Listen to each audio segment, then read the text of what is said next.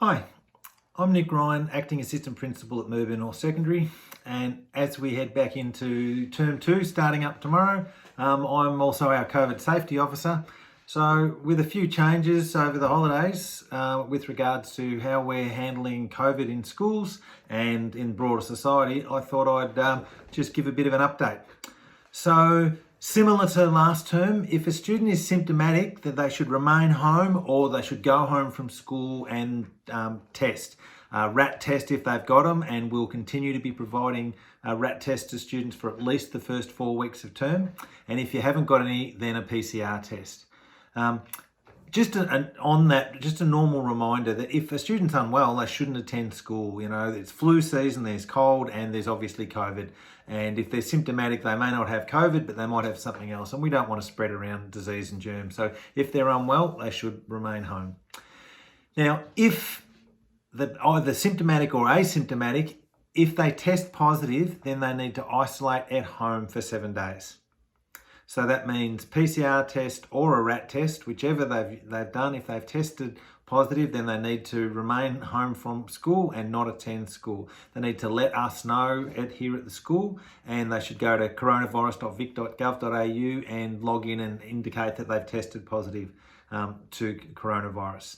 Now, if the student doesn't have symptoms, there is a very slight chance that it could be a false negative. So what we're recommending is that if they've got no symptoms, they haven't had contact with anyone else that's got COVID, but they've tested positive, go and get a PCR test.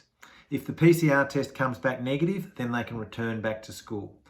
If unfortunately it's positive, then obviously they need to see out their full 7 days of isolation. And when that's up, they can come back to school.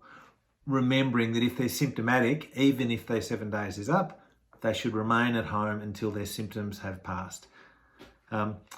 Household contacts is probably the biggest change.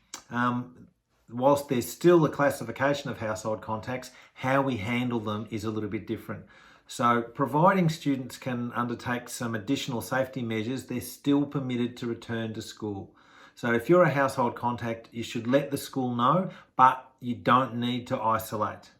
But there are some extra things that they do need to do. So they need to continue to undertake RAT testing, but more of it than we would normally recommend. Normally we say a RAT test twice a week on school days. Now we're saying 5 times across 7 days.